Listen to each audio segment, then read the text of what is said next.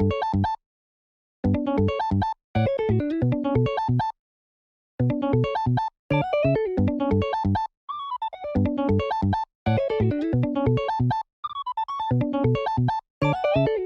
what is up, ladies and gentlemen? Good to see you again. We've got a couple of interesting matches here. We went to locals last night, and with starter deck 10 being legal, I decided to bring red purple Luffy. And yeah, I just saw a really interesting build that was played at Eggman's tournament on Tuesday while he and I were commentating over it. And I really just wanted to give it a go, but I changed a couple of cards because I wanted to try out a few different things. But I will say I tried the film package of the red purple Luffy, and it feels really nice. It just, I don't know, it just doesn't get there in certain matches. Like, it feels super nice into the yellow matchup, but otherwise I'm not extremely emphatic about it. But I also think it's probably because I'm not playing it correctly. And yes, you know, speaking of not playing it correctly, this is my first time piloting the deck, so I do make mistakes. There will be some mistakes in here. I know there's still going to be somebody that leaves a comment like, hey bro, you did this wrong and you did that, blah blah blah. Yeah, that's going to be a recurring factor over some of these videos.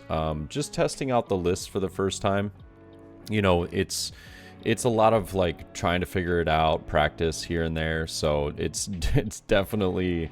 It definitely wasn't the easiest thing for me to figure out. I was kind of just winging it and playing the character, using the leader ability occasionally, sometimes not. I would forget to. Yeah, there's just, I wouldn't say this is like the pinnacle of red purple Luffy gameplay here. But it was definitely a lot of fun. And I do get Wire down, though, on turn 1. And he goes ahead and swings 7 and plays Sparrow down for his turn 2. And, oh, excuse me, Wire on my own turn 2, not turn 1. And I will get Guild to Sorrow down, though. Guild is just so nice into the yellow matchup. If they can't Thunderbolt it, it just does absolute work. I get so many cards, and against the yellow matchup, I just like to go ahead and take every single life. Doesn't matter to me, and I have enough counter blockers as well in the deck to just make this work, and it has no problems whatsoever. Now, I don't want to use Guild's ability until we get up to that sweet 8 Dawn spot where we can start using leader effect.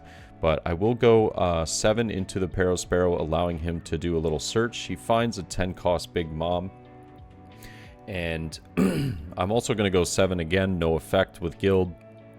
Don't really want to do it until we get to 8, because then with ramping back up using leader ability, it just becomes extremely easy to basically only neg 1 Dawn each turn for that Guild effect. And it is absolutely fantastic. But I do play down the Queen, subtracting 1 more Dawn. I think this leaves us with 6, so the following turn we will be up to 8 and be able to use our leader ability. I don't necessarily use the ability at the correct time all the time. It's kind of a learning moment. But if you saw right there, Katakuri did peak the life. He did peak the life and saw a Thunderbolt. And then I realized, oh, you have a Dawn underneath Katakuri. You're swinging 7. That's my fault. So I choose to 2k out of that and accidentally show him a Wire in hand.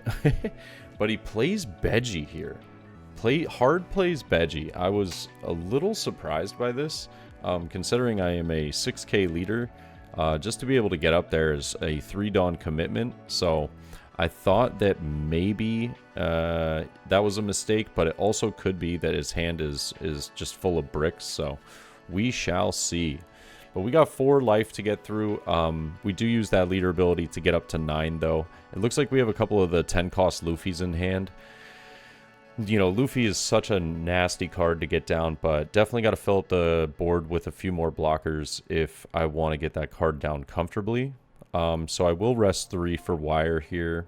Wire is so nice because of Guild effect. I can do Dawn -2, drawing 2, and then I can choose to use the Wire effect. And I believe that I actually forget to do that here, And I told him, I was like, oh, you know what? I'm going to use Wire Effect, which is once per turn when Dawn is removed from my Dawn field. I can draw one, discard one. And, you know, yet again, this is just locals. We're having a good time. We're all figuring out the different lists. So it's not like we're going crazy and, you know, trying to get one over onto one another. It was just kind of like practicing and figuring it out. Pretty good Thunderbolt here, though, does take out that Queen, which is a little bit unfortunate because I actually was considering swinging with the Queen since I was going to play this Luffy, or play this Queen, excuse me. But I don't choose to use the effect because I believe that I can get back up to 10. It's either, I think I could get back up to 8 Dawn the following turn and then use effect. So I don't really need Queen right now, especially with the hand size that we have. And he can swing into guild or he can swing into my lead, but either way, we're just looking kind of solid. So I think he does go guild here if I remember correctly. So 6k into the guild, I will give him the wire as a 1k. We'll see a 7k, and he has Heavenly Fire in the top of his life. So I give it a 2k there, and now Katakuri's going to move that Beji to the bottom. I like the idea now. It was like he put the Beji down just to get it into life. And, excuse me, these seasonal allergies are killing me. And I'll use Leader Effect to get back up to 10 Dawn this turn. And now I can play Luffy, which is such an unbelievably good card. And yeah, this card is... it catches me off guard when I'm playing against it. I realize that I have to have some form of answer. And I use both wire effects here to trash out some of the cards in my hand. Just keep cycling, get the counter cards that I need, find the remaining plays. And now we're just going to go 6 to life. He does get Heavenly Fire, which allows him to add the top or bottom of his life, I believe, to his hand. And then he gets to choose one card from hand and add it to the top of his life. And now I believe I just use... Or no, I swing 11. That's right. Yep. And he gets a Sanji off this. Probably just pitching the Big Mom. He's kind of in a situation right now. And oh, I think I meant to use leader ability. Or no, we used it at the beginning of the turn. That's right. And see, this is what I'm talking about as far as like forgetfulness and just learning the leader. Is there were times where I was like, oh my god, did I use the leader ability already? I think I need to start putting like a dice on top of the leader or once I've used it, just so that I have like a, you know, some way of remembering it. But Heavenly Fire does remove my wire to life, and then he uses Yamato to KO the other wire since he brought me up to, you know, brought both of us up to a total of 3 life right here. And now an 8k swing from Katakuri. I will just counter out for a 2k and a 1k using Buena Festa and the Law Blocker right there. But this is a situation that I want to be in. I see that my opponent has 2 blockers. He also has, you know, a Katakuri that is very susceptible to my Luffy effect. And I do end up using Queen to trash another guild, but just get some card draw here. I could use Leader Effect to get back up to 6 Dawn if I wanted to. And honestly, probably wouldn't be that bad of an idea. You know, play 1 more blocker, swing 6 with guild, swing 7 with lead. But yeah, we'll just go 7 using the Dawn -2 here. And I realized that I actually messed up. See, this is where I'm talking about like not playing to the best of my abilities because I don't know the leader super well. And yeah, I'll just go 10 into the Katakuri here. He does defend it with his entire hand though, and then I use Leader Effect, and then I just realize, I'm like, oh no, I'm at 7, I messed up, I should have done this earlier. Yeah, so definitely a lot of learning moments. Choose not to swing with Luffy. Was there a reason why we wouldn't swing with Luffy here? Oh no, that's right. He used Beji. He used Beji on the Luffy. That's right. So since I didn't get to swing with that, that means that Katakuri is not getting popped by that effect right now. And now I don't have an active Dawn, but he does have 2 blockers to get through as well as 1 life, so pretty annoying. We're going to see 12k going into Guild. I feel as though the hand is pretty healthy. Don't think we really need the effect anymore. I do realize that I now have all of my guilds in trash though. So I chose to run 3 in this build personally. I just think the card is actually insane for this deck, but it does have its moments where I'm like, ooh, maybe I shouldn't have 3 because it's a huge brick in hand, but I'll use 3 Buena Festas to get up to 12k here out of the 11k swing that was coming in, saving the queen blockers because I know that if I can't deal with both Yamato and Katakuri this turn, I'd rather not give him a chance. You know, we have a very healthy hand size though. I'm playing a little more scared because I have very little experience playing the list and trying to figure it out. It is a bit of a shame that we didn't see any of the 7-cost Eustace Captain Kids this match. I think that card would have went absolutely crazy, would have helped out a lot in dealing, you know, making some of these swings at lead like a lot less impactful. And I'll go 9 into the Yamato. He's only got 1 card in hand, so he has to choose whether to leave it or let a Sanji die, which in turn also KOs the Katakuri. And I don't know if that was the best idea. If I wanted to get rid of the Yamato, I could have just killed the other blocker. Actually, no, it was just silly any which way, shape, or form you think about it. I could have just went for game.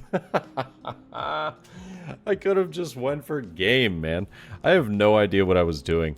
Like, that's the that's the fun part about this, is I literally was just kind of winging it. I knew that he had the Beji in there, so he stops a queen attack with 1 card in hand. I could just go for it with the 1 queen, but I'm like, nah, why risk it? Why risk it? We'll just pass it. We're in a winning spot. There's no way we lose here. But yeah, it's very, very interesting. We'll probably just see like 9k at life.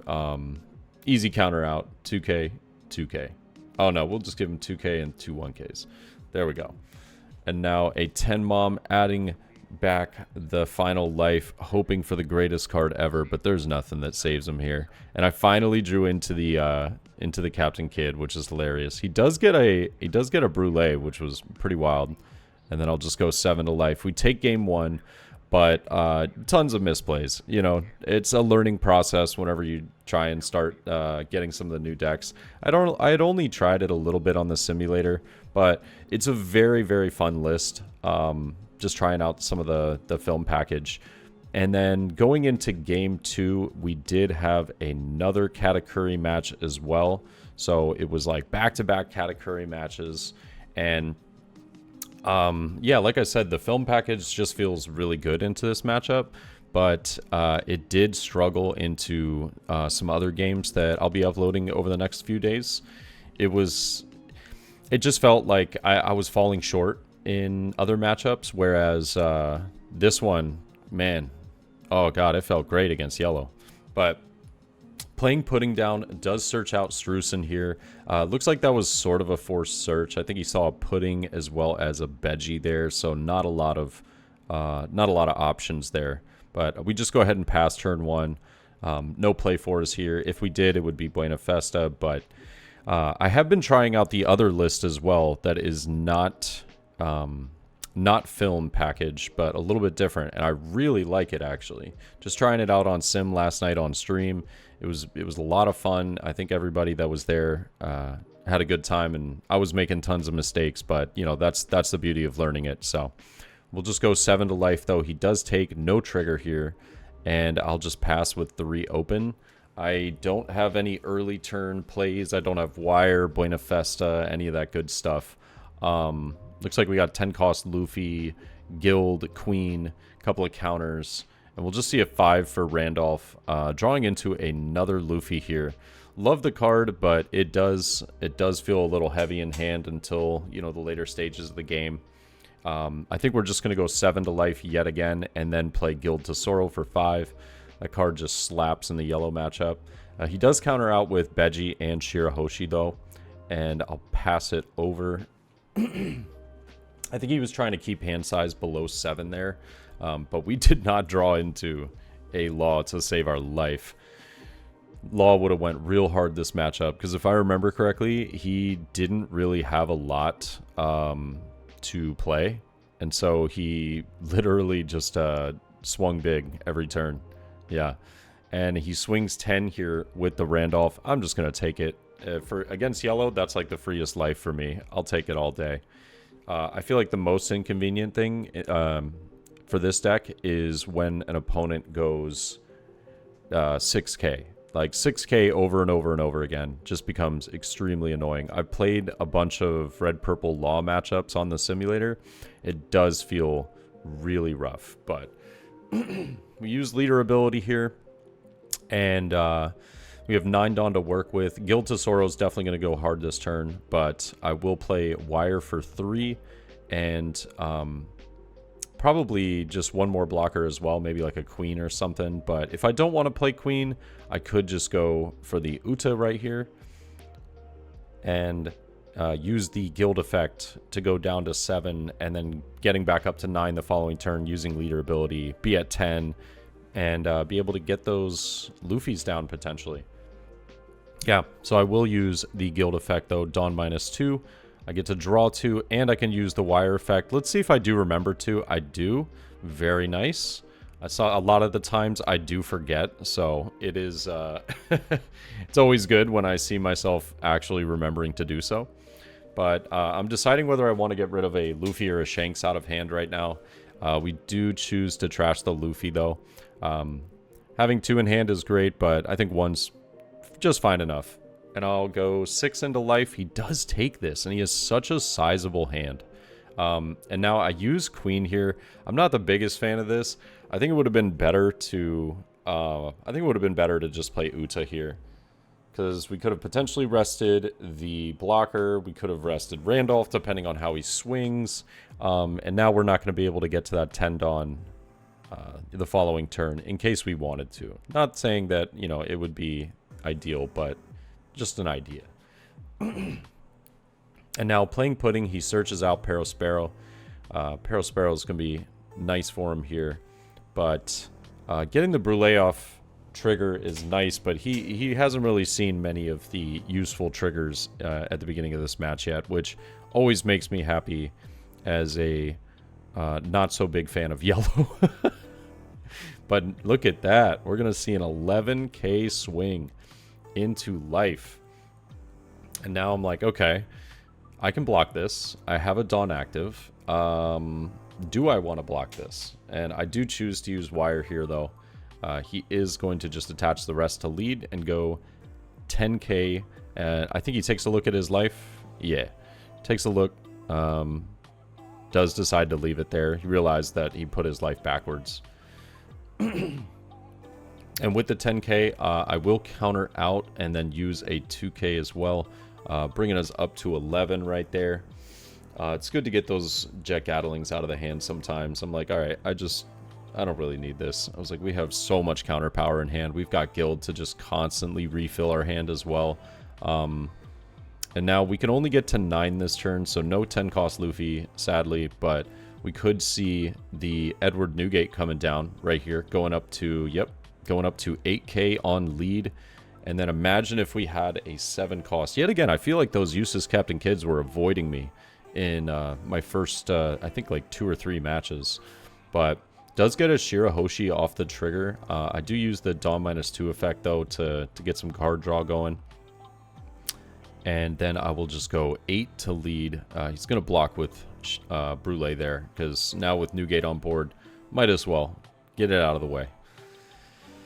So he's looking pretty rough here. He's got about 10 or 11 cards in hand, though, so that doesn't really do him much. But he's got to either choose to go for game or try and just swing heavy and block her up. He does Thunderbolt, though, KOing the Queen. But since I'm at 8k on lead, I actually tell him, I'm like, hey, just remember, I'm at 8k. I was like, are you sure you want to do that? And he was like, yeah, I'm just going to go for it. I was like, all right, I respect it. And I think he gives me a 15k swing here. at 8. So we're able to get up to 11, 13, and then hit him with another Gum Rain, trashing the 7-cost kid we finally drew into. And then he passes it over, and I just think this was really funny. So I used leader effect to get up to 10, a swing 20 with Newgate, and he was like, all right, let's see if I can do it. And I actually had to lean in real close because I was like, no shot. Do you actually have it? But he gets up to 9, 11, 13, 14, 15, 16, 17, and I take the game. But a lot of fun. I think the list it's really fun, but I don't think the film list is either a combination of me just not really knowing how to pilot it against anything that's not yellow, or that it just doesn't play well into yellow. And it felt like with the lack of removal, it was kind of tough into certain matchups. Like getting rid of Sentomaru in blue, getting rid of Okiku in green, just certain cards, it felt really difficult. But I changed up the list a little bit after playing on the sim last night. It feels like a lot of fun, so looking forward to doing some of that in the future. But let me know your thoughts, guys, and I'll catch y'all in the next one, okay? Peace.